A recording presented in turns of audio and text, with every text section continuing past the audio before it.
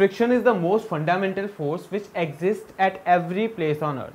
Now, what is friction and what is the cause? What is the orientation of this force? Let's talk about it. See, according to Newton's first law, a body continues to be in state of rest or of motion unless and until an external force is applied on it, right? So if I roll it out, suppose there is a ball in my hand, and if I roll it on the floor, the ball will cover some distance and it will come to rest. So why is it coming to rest? There is no force acting on it, but it is coming to rest. That obviously means there is some opposing force which is acting on the ball. That opposing force is called friction.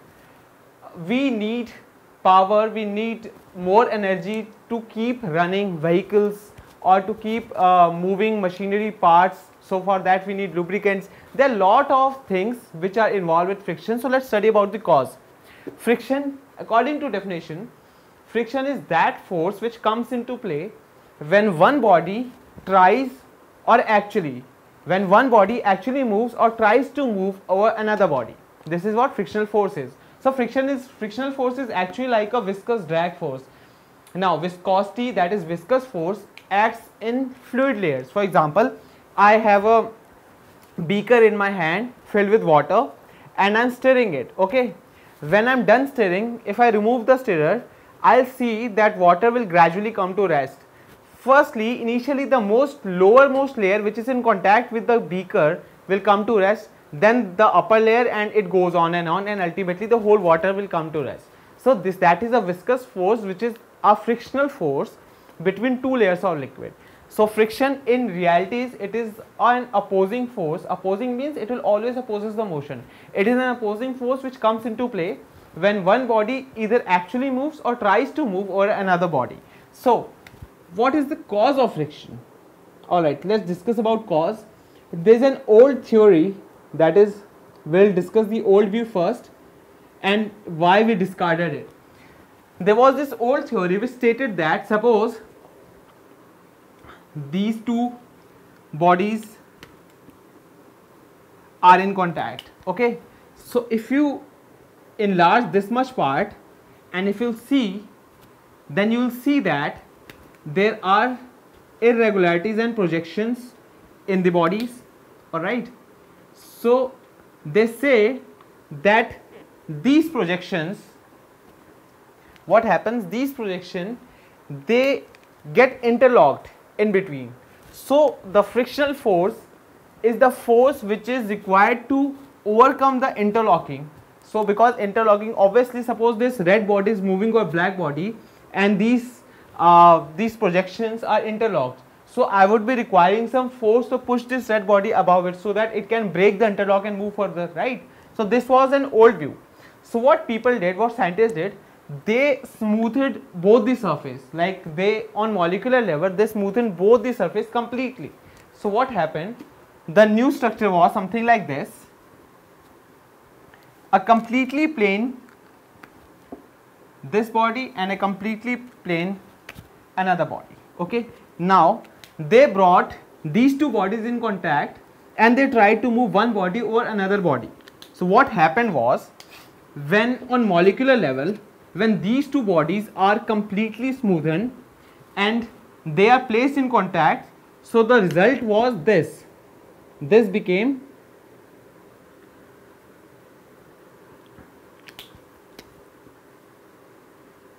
both the bodies actually coalesced and they form one body.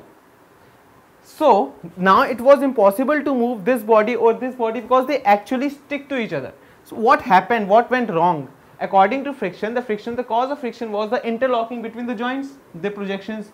But when I joined these two bodies, after completely smoothing them, the bodies coalesced to form one body. That means frictional force increased infinite times. So where the theory is wrong was actually the real cause. That is why the old view was discarded and we then have a modern view which says that friction is not because of the interlocking of joints or projections.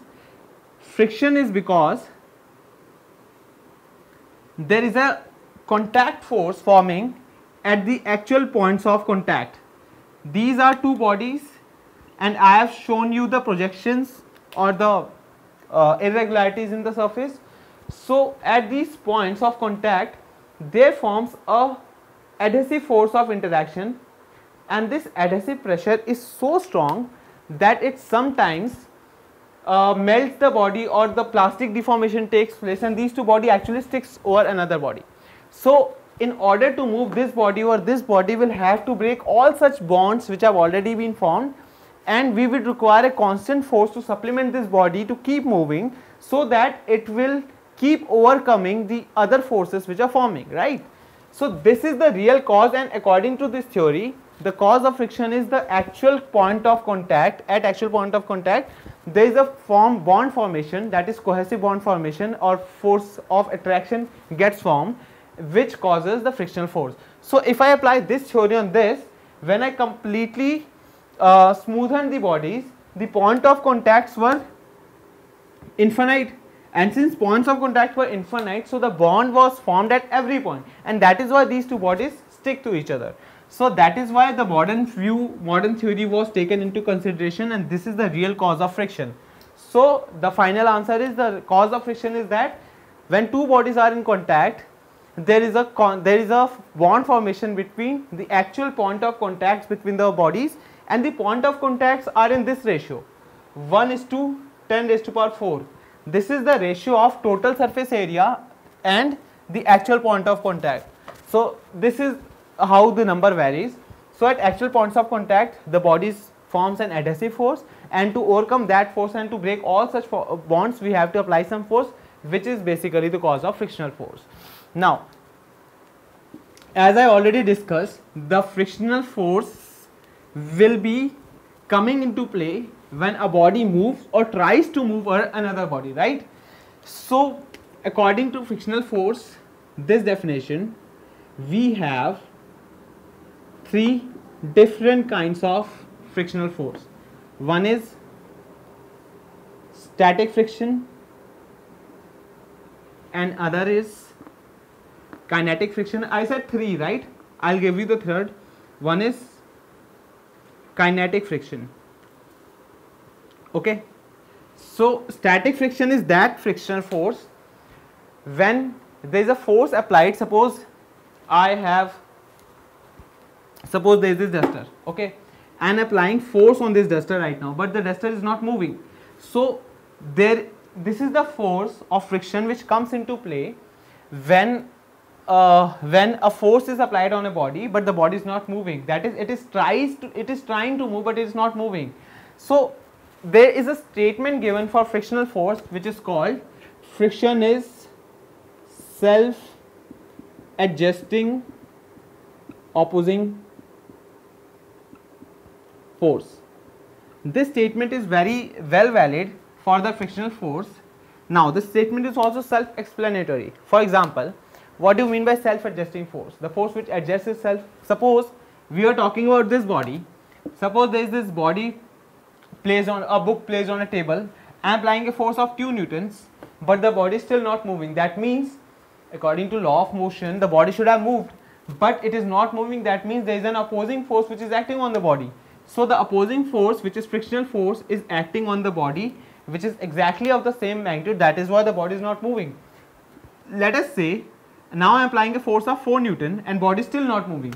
So that means the frictional force is also 4 newton. So this is the character of self-adjusting force. But there will be a limit of friction, right? There will be a point when why this force is applying and why is body not moving. Force is applied to move the body, but the body is not moving because these forces are not enough to break all the bonds which are already formed between the actual point of contacts. So to break all those bonds, we will have to apply a bit larger force depending on what type of surfaces are in contact. Okay, so suppose 6 newton is the force at which all bonds will break. So at 6 newton the body will start moving, right? So this is called static friction. It is the frictional force which comes into play when one body tries to move another surface but it is not actually moving. And the second part is kinetic friction. It is that part of friction which comes into play when one body is moving over another body. So what is the limit of static friction? there will be a value, right? As I said, in this case, suppose at 6 Newton the body starts moving. That means at 6 Newton all these bonds got broke up, right? And the body started moving. So this is called limiting friction, the third part. Limiting friction is the highest value of static friction, and this is sometimes also known as limit of static friction, but generally it is known as limiting friction. So we have got three types of frictional forces: static friction, when the body is not moving, it is trying to move; limiting friction, it is the highest limit of static friction after which the body will start moving; and the kinetic friction, when the body is moving. So if I draw a force between applied force and the frictional force, for example, I applied 2 newtons, frictional force was 2, I applied 4 newtons, frictional force was 4, but there will be a limit to the static friction at which the body will actually start moving. So that is called limiting friction. So this is how our graph would be. Consider the fact that initially the forces were equal, so x and y axis plot will be 45 degree, right? Because x and y axis are equal. So suppose this is our this is our applied force. Okay, let me see which part is to be taken what. Okay, I'll tell you which part is to be taken what. We have, actually I should tell you, this is frictional force. I'll denote it with small f, and the applied force. Okay, so frictional force keeps on increasing till the point the value of limit comes into play, right? And after that there is a small decrease in the value of frictional force, because this is the highest limit which was required from this part to this part. This is the highest limit which was required to break all the bonds, and after that body needs a constant, after that body will feel only a constant frictional force.